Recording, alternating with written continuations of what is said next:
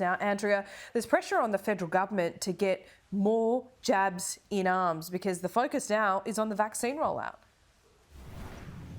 It certainly is, and the Victorian outbreak just emphasises just how real that threat is, that until Australia is successfully vaccinated, well, this won't be the last time we'll see a state on edge. Now, yesterday, more people appeared to go out to get the jab. 16,000 doses were almost administered. Now, that's a daily record in Victoria, but there is major concern for the elderly in Victoria. We know that aged care facilities bore the brunt of the devastation through that deadly second wave.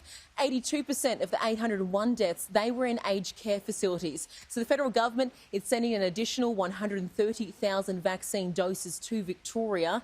40,000 of those are to come this week. 15,000 will come each week for the next 6 weeks.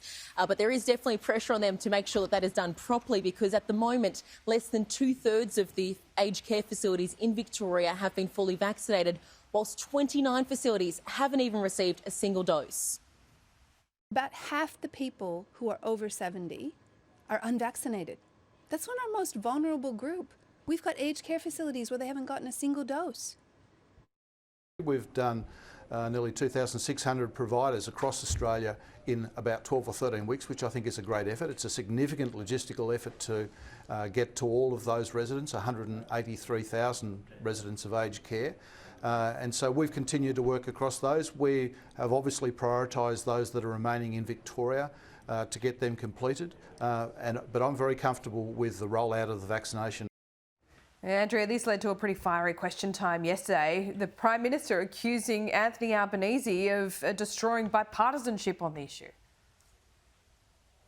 This came after Labor pointed the finger firmly at the Prime Minister for this latest outbreak in Victoria, really saying that this was really trying to seek to use question time to point out the failures that they see in the government when it comes to things such as hotel quarantine, but also the vaccine rollout. It eventually led to this response by the Prime Minister.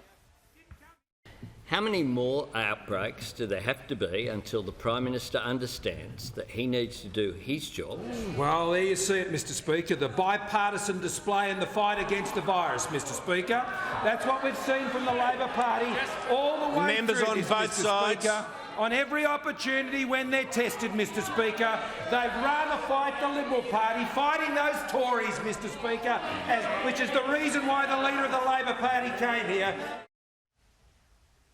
Federal Victorian MP Josh Burns this morning really making the case that for Labor, they just want the government to get on with the job. We want the government to get this right. It's so frustrating that the federal government have been happy with this sludge-like approach where they've just been happy to throw away targets and not absolutely do everything they can to vaccinate Australians.